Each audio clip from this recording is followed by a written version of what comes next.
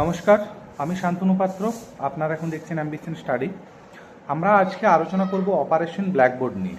Operation blackboard এটা মোটামুটিভাবে national policy of education 1986-এ দুটো জিনিসকে প্রধানত মান্যতা দেওয়া হয়েছিল।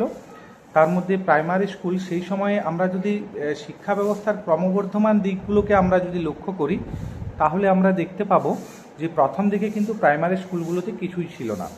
তাহলে বেসিক যে অ্যামিনিটিসগুলো দরকার একটা স্কুল চালানোর জন্য, যে সমস্ত জিনিস দরকার, শিক্ষক শিক্ষার্থী হলেই তো স্কুল চলে না, তার সাথে কিছু উপকরণ আমাদের প্রয়োজন হয়।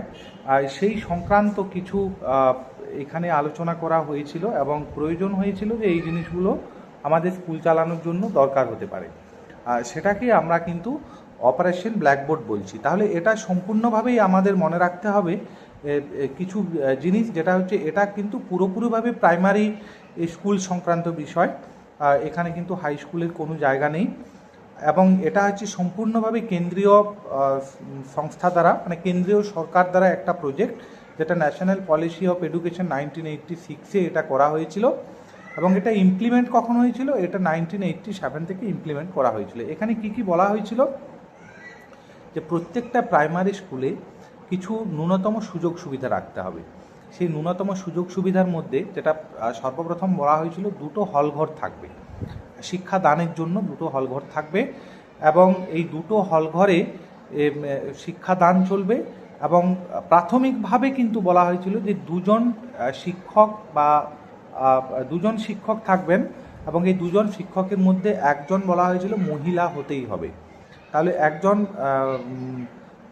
যে টিচার দুটোর আমরা কথা বলছি, একজন মহিলা এবং একজন পুরুষ। এমন হতে পারে দুটো মহিলাও হতে পারে এবং পরবর্তী সময়ে এটা কিন্তু এই শিক্ষক সংখ্যাটা কিন্তু বাড়বে। এর সাথে সাথে আর কি বলা হয়েছিল? এর সাথে সাথে আর বলা হয়েছিল বছরের সব ঋতুতে যাতে ব্যবহার উপযোগী, বছরের সব ঋতু কথাটা কিন্তু এখানে উল্লেখ আছে, মানে হলঘরটা যেন বছরের সব ঋতুতে আমরা ব্যবহার করতে পারি। এছাড়াও থাকবে খেলাধুলার উপকরণ থাকছে, আর থাকবে ব্ল্যাকবোর্ড তো থাকছেই। অপারেশন ব্ল্যাকবোর্ড মানে কিন্তু এই নয় যে শুধুমাত্র প্রত্যেকটা স্কুলে একটা করে ব্ল্যাকবোর্ড করে দেওয়া হলো। এই হলঘরের সাথে থাকছে আমাদের খেলার উপকরণ থাকছে, আর থাকছে প্রত্যেকটা হলঘরের জন্য একটা করে ব্ল্যাকবোর্ড থাকছে।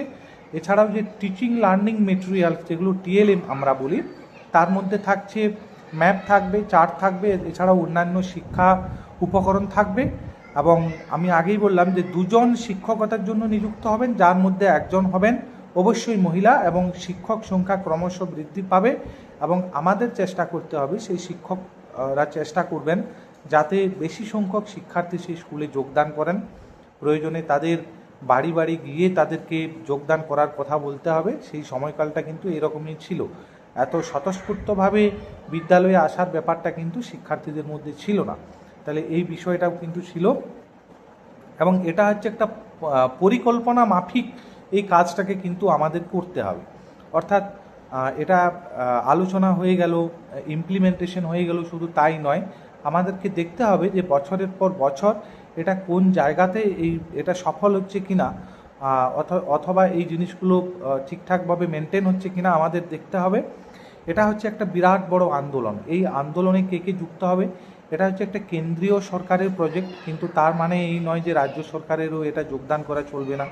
সেই স্থানীয় যে সমস্ত শিক্ষানুরাগী যদি কেউ থেকে থাকেন, তারাও অবশ্যই এটাতে যুক্ত হবেন। শিক্ষক মশাইরা অবশ্যই যুক্ত হচ্ছেন, স্বেচ্ছাসেবী সংস্থা যুক্ত হতে পারে। এবং এই সম্পূর্ণ বিষয়টাকে নিয়ে যে আলোড়ন উঠেছিল, যে প্রথম যে প্রয়াস করা হয়েছিল সরকারিভাবে, যে স্কুলগুলোকে আরও আধুনিকতার ছোঁয়াতে নিয়ে আসতে হবে, এটাই হচ্ছে অপারেশন ব্ল্যাকবোর্ড। এইখানে আমি একটা কথা বলবো এরপর।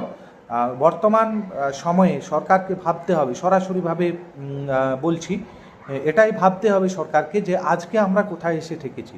1987 সালে আমরা জোর দিয়েছিলাম যে প্রত্যেকটা বিদ্যালয়ে দুটো করে শ্রেণীকক্ষ থাকবে, সব ঋতুতে ব্যবহার উপযোগী।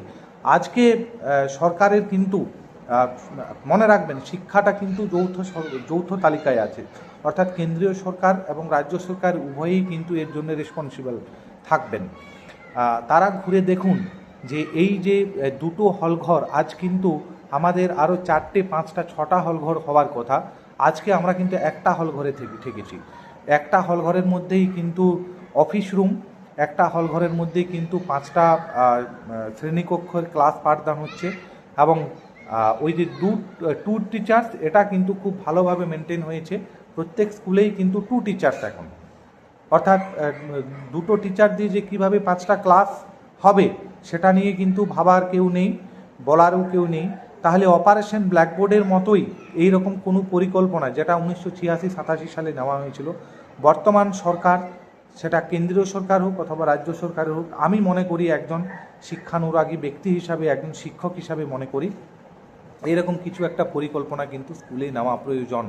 তার কারণ এখন আর অপারেশন ব্ল্যাকবোর্ডের মধ্যেই কিন্তু শিক্ষাটা সীমাবদ্ধ নেই, এবং সেই সময়টা আমরা পেরিয়ে এসেছি। ধন্যবাদ ভিডিও দেখার জন্য। আপনাদের যদি ভালো লেগে থাকে অবশ্যই লাইক, শেয়ার, কমেন্ট করবেন। আর ছোট ছোট টপিকস নিয়ে আমরা আলোচনা করব, আপনারা সাথে থাকবেন। ধন্যবাদ।